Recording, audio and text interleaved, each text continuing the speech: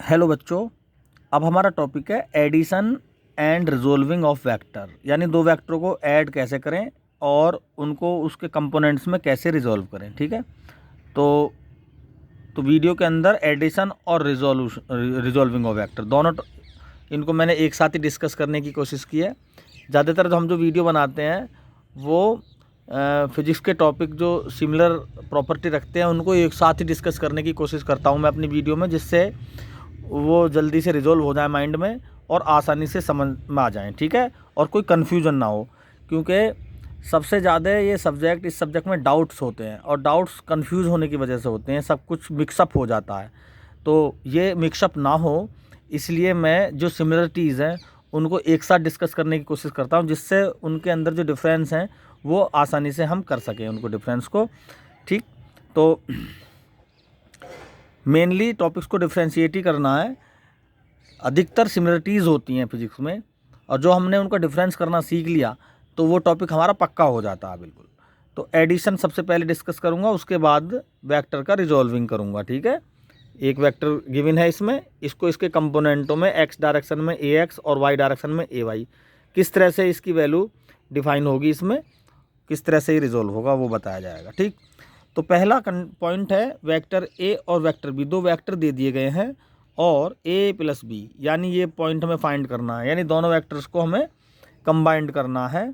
तो सबसे पहले करेंगे क्या, वेक्टर ए के पैरेलल और उतना ही लेंथ का एक दूसरा वेक्टर हम ड्रॉ करेंगे। ठीक है, तो ये तो वेक्टर ए हो गया भाई। अब जो बी वेक्टर है उसकी ये जो टेल है इसको हमें इसके हेड पे रखना है और इसको उठा के बिल्कुल यहाँ लगा देना है, यानी इसी के पैरेलल ऐसा ही वेक्टर सेम हमें यहाँ पे बनाना होगा। ठीक है, ये बना दिया, ये बन गया वेक्टर बी। अब हमें पहले की टेल और दूसरे के हेड को मिलाकर रिजल्टेंट वेक्टर हमें बना देना, ये हो गया R resultant vector A plus B. ठीक, इसके दो तीन एग्जाम्पल मैं समझाऊंगा, जैसे जैसे एग्जाम्पल चलते रहेंगे और वेक्टरों का एडिशन समझ में आता रहेगा। ठीक है, सेकंड क्वेश्चन है ए वेक्टर माइनस बी वेक्टर, इसका रिजल्टेंट कैसे बने, ए प्लस है तो वैसा ही वेक्टर ए बना लिया हमने, बी नेगेटिव है तो बी ये प्लस तो ये रहा और इसका नेगेटिव बन जाएगा ये, डायरेक्शन अपोजिट होगी बस। तो इसको उठाकर हमें इसकी टेल से इसके ए वेक्टर के हेड से, ये वेक्टर ए का हेड है और इसकी टेल को लगाना है उठाकर उसी तरीके से, तो ये बन जाएगा कुछ इस तरह से। ठीक है, ये माइनस बी हो गया यहाँ पर, और पहले की टेल और दूसरे का हेड मिला देंगे, ये बन गया resultant vector R is equal to A minus B. ठीक, थर्ड पोर्शन हमसे पूछ सकता है कि भाई माइनस ए और माइनस बी बताएं। तो पहले पहला वेक्टर प्लस ए का माइनस करना है, तो ये ए वेक्टर है, इसका नेगेटिव हो जाएगा कुछ ऐसे, ये माइनस ए हो गया। तो इस बार हमें माइनस के ही दोनों, देखो इसमें दोनों ही माइनस है ना, माइनस ए माइनस बी, तो हमें दोनों, एक तो ये माइनस ए लेना है और पहले और बाद में ए ले लेना। तो पहले माइनस ए ले लेते हैं, हमने ले लिया यहाँ पर माइनस ए, ये माइनस ए हो गया। ठीक है, अब ये है हमारे पास माइनस बी, तो इसकी जो टेल है हमें इसके हेड से लगानी है यहाँ पर। ठीक है, पहले वाले के हेड से दूसरे की टेल यूज़ करनी है और वैसा ही इसको हम यहाँ पर लगा देंगे, ये हो गया माइनस बी। अब पहले की टेल और दूसरे के हेड को मिला दो, ये हो गया आर रिजल्टेंट वेक्टर, जिसका नाम है माइनस ए माइनस बी। ठीक, अगर हमको चाहिए fourth portion minus B plus A find करना है, तो माइनस बी क्या है, माइनस बी है ये, तो हम माइनस बी कुछ ऐसे बना लेंगे, ये माइनस बी हो गया।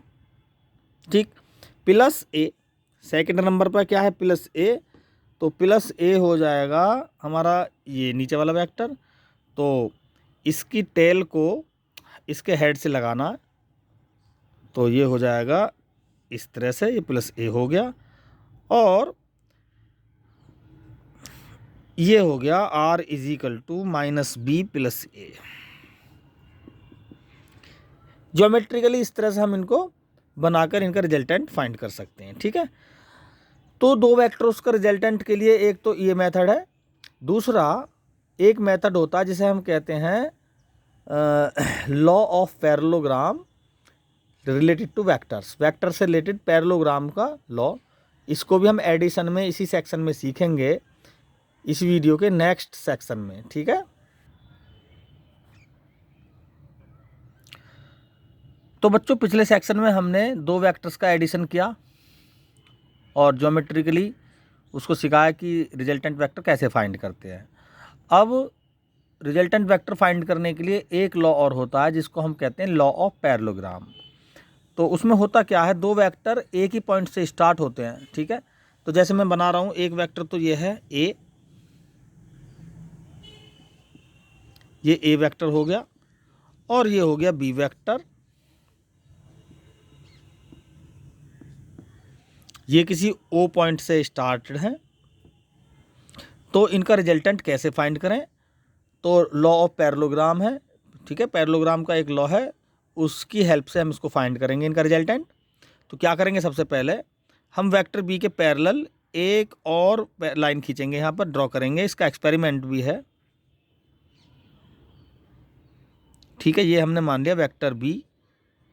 ठीक है, और इधर ए से रे वेक्टर ए के पैरेलल दूसरा एक हम और ड्रॉ करेंगे, ये इस तरह से, ये ए वेक्टर हो गया। ठीक, तो ये पैरेललोग्राम बन गया। तो ए और बी वेक्टर का जो रिजल्टेंट होगा वो जो होगा ये इस डायगोनल से शो होगा जो हमने अब बनाया है। ठीक है, ये यही लॉ है। तो ये जो रिजल्टेंट वेक्टर है ये दोनों एंगल थीटा पर हैं और रिजल्टेंट की डायरेक्शन अल्फा होगी। ठीक है, इसकी डायरेक्शन कुछ और भी फाइंड करते हैं हम इसमें, तो मैं बना लेता हूँ इसको। और ये ओ ए बी सी और ये पॉइंट बन गया डी। तो ये जो रिजल्टेंट होगा ये इस लॉ के अकॉर्डिंग होगा R is equal to A square plus B square plus 2ab cos theta, और इसका हो गया ये अंडर रूट। ठीक है, इसको हम प्रूफ भी कर सकते हैं, तो इसको प्रूफ करेंगे। तो सबसे पहले इसका स्टेटमेंट सुन लेते हैं क्या होता है। ये लॉ कहता है कि अगर दो वेक्टर किसी पैरेललोग्राम की दो एक साथ लगी हुई साइड से यानी एडजेसेंट साइड से रिप्रेजेंट हो रहे हों, यानी दोबारा कर सुन लो, यदि दो वेक्टर ए और बी किसी पैरेललोग्राम की एक साथ लगी हुई दो साइड से, जिनको हम इंग्लिश में एडजेसेंट साइड बोलते हैं, उनसे रिप्रेजेंट हो रहे हों, तो उन दोनों वेक्टर्स का रिजल्टेंट जो होगा उस डायगोनल से रिप्रेजेंट होगा जो दोनों वेक्टर के इंटरसेक्शन पॉइंट से होकर जाए। तो रिजल्टेंट जो होगा डायगोनल से होगा। डायगोनल एक तो ये होता है भाई ए सी, एक है ओ बी। तो वो कौन सा डायगोनल है जो इन दोनों वेक्टर्स के इंटरसेक्शन पॉइंट्स ओ से होकर जाए, वो सीधा सीधा ये वेक्टर है। इसका मतलब ये हुआ इन दोनों वेक्टर का रिजल्टेंट ये डायगोनल शो होगा आर। ठीक है, ओ बी जो डायगोनल है इस डायगोनल से रिजल्टेंट आर शो होगा जिसकी वैल्यू होगी ये। ठीक है, हम इसको प्रूफ भी करेंगे, और प्रूफ करने का मेरे पास एक ट्रिक है, ये बस छोटी सी ट्रिक याद रखनी है आपको। देखो इसमें हमारे पास दो ट्रायंगल हैं, एक तो ये राइट एंगल ट्रायंगल है बड़ा, और एक छोटा राइट एंगल ट्रायंगल है। ठीक है, तो हमें बारी बारी से ये ट्रायंगल यूज़ कर रहे हैं और इसमें कुछ बात नहीं है। तो सबसे पहले राइट एंगल ट्रायंगल बड़े वाले ट्रायंगल को देख लेते हैं, ट्रायंगल ओ डी बी। यही ट्रिक है इसकी, और यही इसका इजी मेथड भी है ड्राइव करने का। तो ओ डी बी में हम देख लेंगे जो आर स्क्वायर होता है वो होगा ओ डी का स्क्वायर प्लस बी डी का स्क्वायर। ओ डी के स्क्वायर को हम देख लेंगे ओ ए प्लस ए डी का होल स्क्वायर से, और प्लस बी डी का स्क्वायर। ठीक है, बस ये याद रखना है कि पहले बड़े ट्रायंगल में देखना है, फिर इस ए डी भी छोटे वाले ट्रायंगल में देखना है। यहाँ से हो जाएगा O A square plus A D square plus 2 OA A D plus B D square.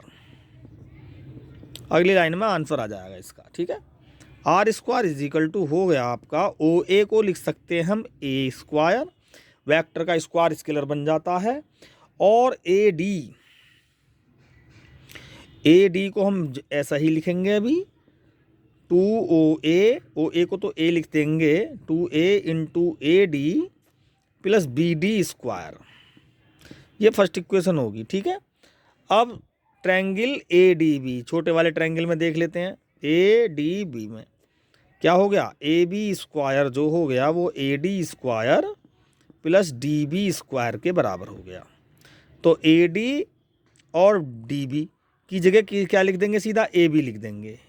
Equation first में A D square plus B D square के प्लेस पे ए बी स्क्वायर लिख देंगे, और ए बी स्क्वायर होता है, ये रहा ए बी, ये बी वेक्टर के बराबर है, तो इसको सीधा बी स्क्वायर ही लिख देंगे हम, A square plus B square plus 2a into A D. अब ए डी क्या है, ये इसको थोड़ा सा रिप्लेस करना है हमें, ये एंगल थीटा है तो ये भी थीटा होगा, देखो तो कॉस थीटा क्या होगा, बेस अपॉन हाइपोटेनियस, बेस है A D upon A B, तो ए डी हो गया आपका ए बी कॉस थीटा। ठीक है, तो भाई ए डी के प्लेस पर ए बी कॉस थीटा लिख देंगे हम, यानी ये हो गया हमारा ए डी, इसके प्लेस पे क्या लिख देंगे, ए बी कॉस थीटा, और ए बी अपने आप में क्या है, ए बी अपने आप में है बी, तो ओवरऑल बी कॉस थीटा हो गया ये, और यही हमारा रिजल्टेंट है। ये देखो R is equal to A square plus B square plus 2ab cos theta, यही वेक्टर आ गया, इसका यहाँ से स्क्वायर हटा दो और रूट लगा दो, ये रिजल्टेंट वेक्टर है। ठीक, अब देखते हैं टेन अल्फा क्या होता है, यानी रिजल्टेंट की डायरेक्शन। टेन अल्फा क्या होता है, तो टेन अल्फा क्या होता है भाई, perpendicular upon base, tan alpha is equal to perpendicular तो है बी डी और बेस है O A plus A D, B D को लिख देंगे हम बी साइन थीटा। ये देखो बी डी साइन थीटा होता है B D upon A B का मतलब बी, तो यहाँ से बी डी क्या हो गया, बी डी हो गया बी साइन थीटा के बराबर। ठीक है, बी डी हो गया बी साइन थीटा के बराबर, तो यहाँ पर हम बी डी के प्लेस पे लिख देंगे बी साइन थीटा, बी मतलब बी वेक्टर है, और ओ ए के प्लेस पे ए, और ए डी के प्लेस पे हमने अभी अभी लिखा है ए बी कॉस थीटा, या A B mean B cos theta. ठीक है, तो यहाँ पे लिख देंगे A plus B cos theta, तो ये आ गया टेन अल्फा की वैल्यू। ठीक है, यानी अल्फा इज इक्वल टू हो जाएगा tan inverse B sine theta upon A plus B cos theta. इस तरह से हम डायरेक्शन, रिजल्टेंट की डायरेक्शन भी फाइंड कर सकते हैं यहाँ पे। ठीक है, और रिजल्टेंट तो हमने फाइंड कर ही लिया, तो ये है दो वेक्टर्स का रिजल्टेंट। ठीक, पैरेललोग्राम मेथड से। तो अब तक तो हमने दो वेक्टरों का रिजल्टेंट फाइंड किया, तो अब किसी वेक्टर को रिजोल्व कैसे करें, यानी अब तक तो हमने दो को जोड़ा, अब एक को अलग अलग करेंगे, एक दूसरे का उल्टा। तो देखो जैसे ये वेक्टर है, ठीक है, ये एक्स एक्सिस है और ये वाई एक्सिस, इसको रिजोल्व करेंगे हम, ये एक्स एक्सिस थीटा एंगल पर है बच्चों, तो इसको हम कोई भी वेक्टर क्वांटिटी अगर एक्स वाई डायरेक्शन से डिफर है तो वो एक्स वाई डायरेक्शन रिजोल्व हो जाती है। तो इसका ए कंपोनेंट, ए वेक्टर का एक्स कंपोनेंट ए एक्स डायरेक्शन में होगा, और दूसरा कंपोनेंट वाई डायरेक्शन में ए वाई होगा। तो यहाँ पर अगर हम ट्रिग्नोमेट्री की हेल्प लें तो देखो बेस है ना इस ट्रायंगल में, ये ओ ए बी लिख दो उसको, इस ट्रायंगल में ये बेस है ना, तो कॉस थीटा अप्लाई करेंगे, यानी ए एक्स अपॉन वेक्टर ए, ये हो जाएगा, तो ए एक्स हो जाएगा यहाँ पर ए कॉस थीटा वेक्टर। इसी तरह से ये A Y component perpendicular side है, साइन थीटा की टर्म लग जाएगी, sine theta is equal to A Y upon A. ठीक है, ये वेक्टर है भाई यहाँ पर, तो ए वाई हो जाएगा यहाँ पर ए साइन थीटा।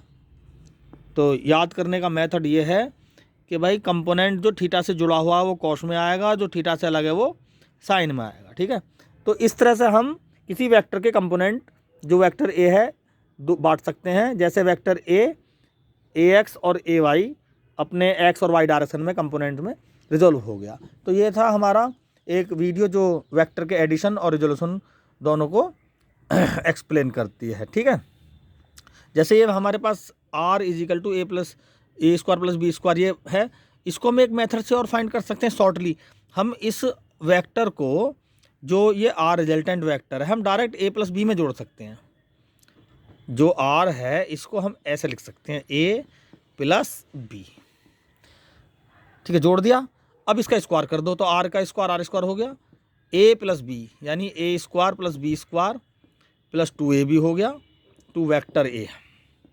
ठीक है, और अगली लाइन में लिख देंगे हम R square is equal to A square plus B square plus 2 A dot B होता है ए बी कॉस थीटा, यानी दोनों एंगल्स के बीच का angle A B cos theta. तो हम डायरेक्ट भी हम इस रिजल्टेंट वेक्टर को फाइंड कर सकते हैं। ठीक है, तो मैं आशा करता हूँ कि आपको काफ़ी मदद मिली होगी इस वीडियो से। Thank you.